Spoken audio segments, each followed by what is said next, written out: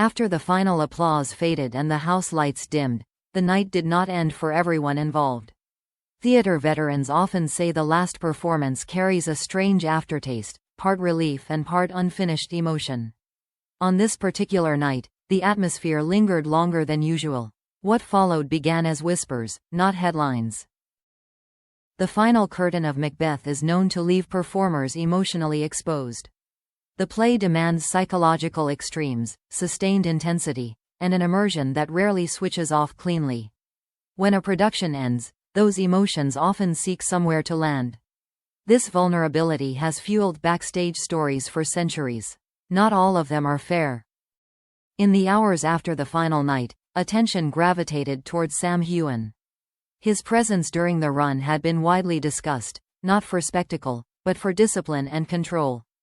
Colleagues described him as focused, reserved, and methodical. That reputation made the emerging rumor feel incongruent. In theater circles, incongruity breeds curiosity. The name that followed his in conversations was Lia Williams. A respected performer with decades of experience, she is known for depth rather than display. Those who have worked with her often speak of commitment bordering on intensity.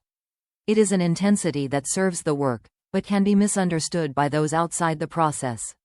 Context matters, especially after emotionally taxing productions. The rumor did not begin with a single incident. It took shape through fragments, a glance held a second too long, a conversation repeated without tone, a moment remembered differently by different people. None of these elements stood alone as evidence. Together, they formed a narrative that traveled quickly through backstage corridors. That is often how theater gossip is born. Observers unfamiliar with post-production dynamics may mistake emotional residue for personal fixation. Actors emerging from roles like those in Macbeth often carry unresolved energy. That energy can manifest as attentiveness, attachment to collaborators, or difficulty disengaging from shared experience. Interpreting those behaviors without understanding the craft leads to distortion. The line between intensity and obsession is easily blurred. What added fuel to the speculation was timing. The rumors surfaced precisely when the production had nothing left to protect. There were no upcoming performances, no press obligations, no formal structures to contain interaction.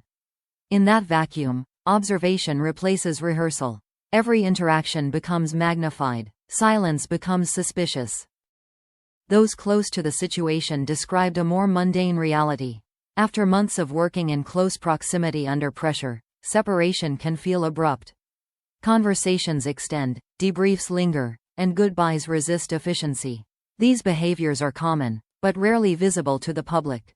When visibility increases, interpretation follows. Sam's behavior during this period was described as consistent with his established pattern. He remained courteous, professional, and distant from rumor. No public response was offered, and no private clarification was leaked.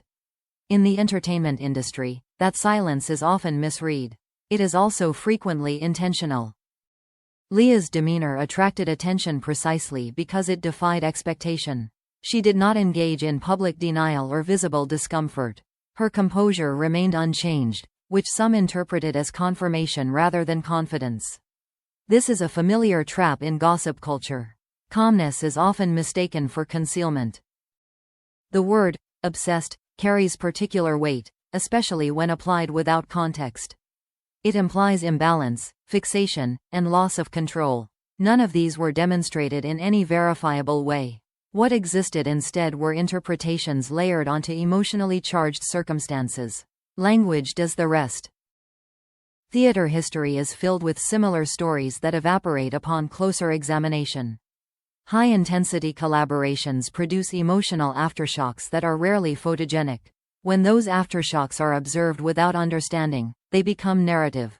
That narrative gains momentum through repetition rather than proof. Momentum is persuasive.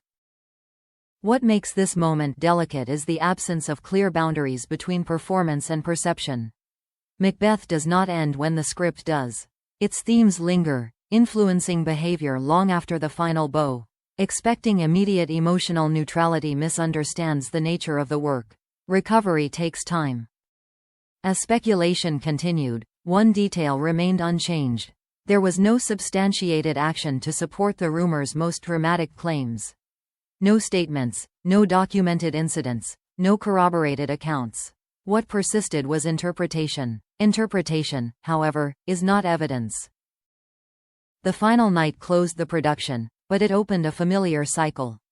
Emotion gives way to rumor. Rumor seeks explanation, and explanation becomes assumption. This cycle repeats with every intense collaboration. The danger lies not in feeling deeply, but in narrating those feelings irresponsibly. What unfolded after that night says as much about audience appetite as it does about those involved.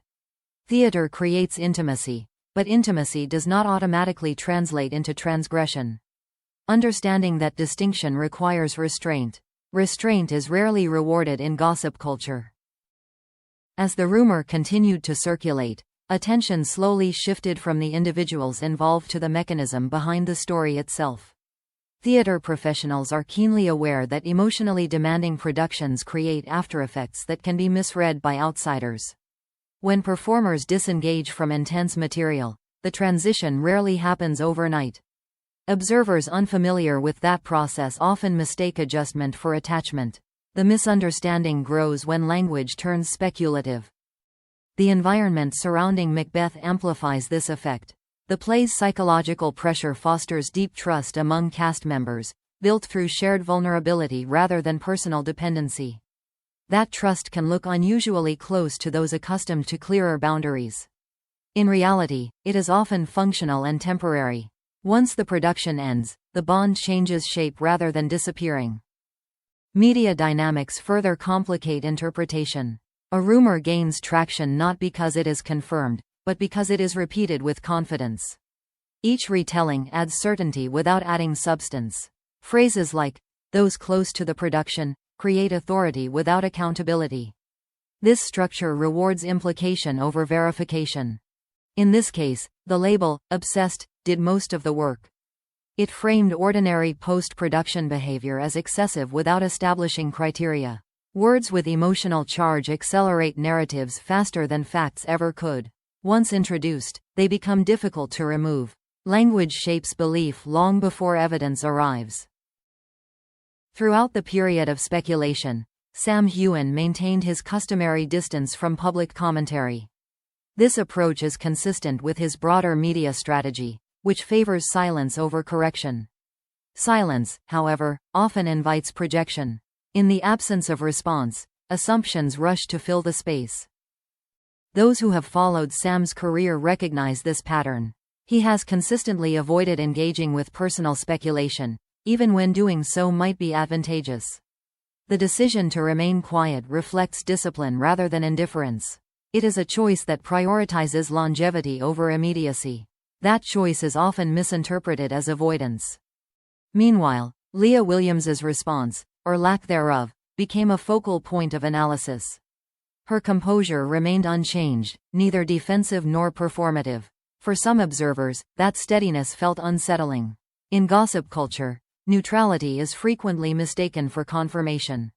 Industry insiders emphasize that post-show periods are inherently unstable. Cast members adjust to sudden separation from routines that have defined their lives for months.